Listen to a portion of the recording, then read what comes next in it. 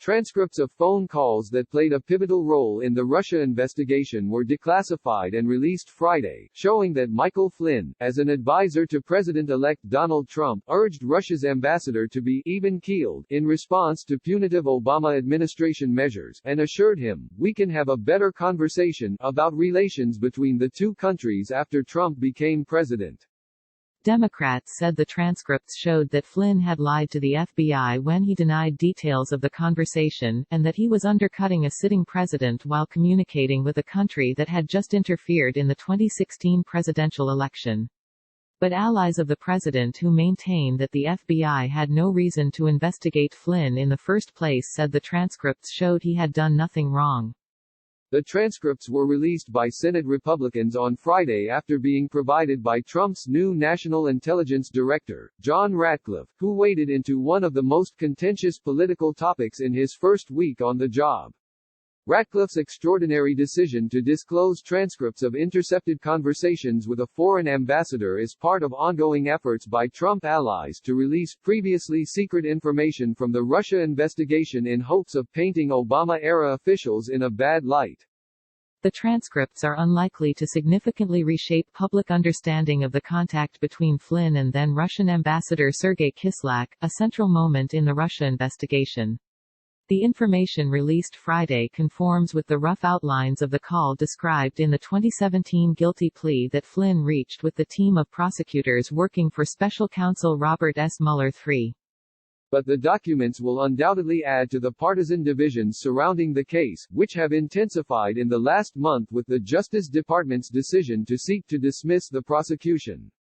Representative Adam B. Schiff, D. Burbank, the chairman of the House Intelligence Committee, said in a statement that the transcripts show that Flynn lied not only to the FBI but also to Vice President Mike Pence, who erroneously stated publicly that Flynn and Kislyak had not discussed sanctions. Trump later forced Flynn out for misleading the administration. These calls took place shortly after the Russian government interfered in the 2016 election in an effort to help Trump win, and Flynn was engaged in trying to mute the Russian reaction to sanctions imposed by the Obama administration over that very interference, Schiff said.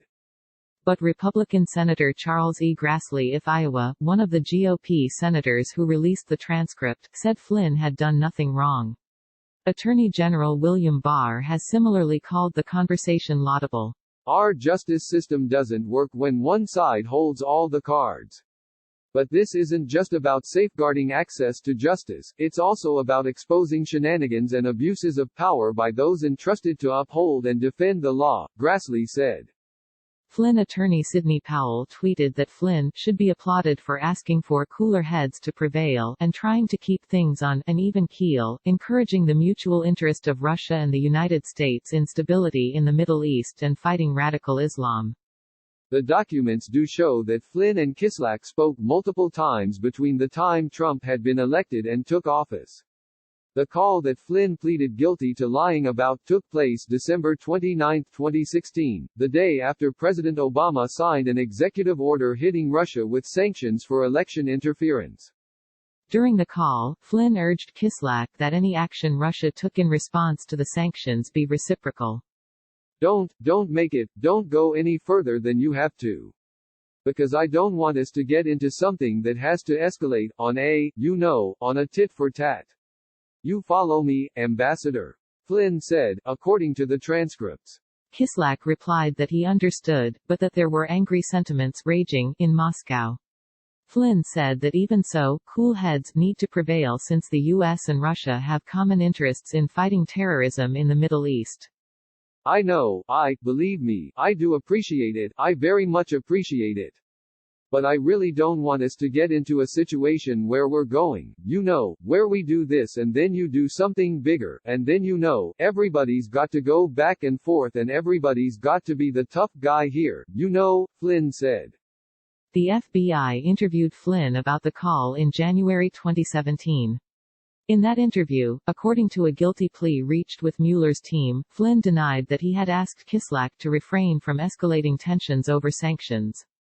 He also said he did not recall a conversation 2 days later with Kislyak in which the ambassador intimated that Moscow had decided against an aggressive response to the sanctions.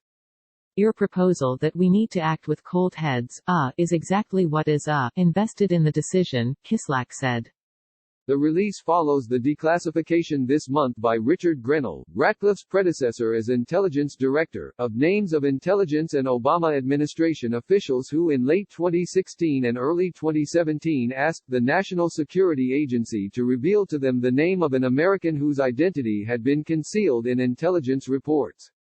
Names of U.S. citizens are routinely redacted in intelligence reports documenting routine surveillance of foreign targets, but officials can ask to learn the identity if they believe it is vital to understanding the intelligence. The nature of those intelligence reports remains unclear, and they were not among the documents released Friday. He was not identified by name in those reports, and the use by U.S. officials of a routine process known as unmasking to learn his identity has become a major issue for Trump supporters.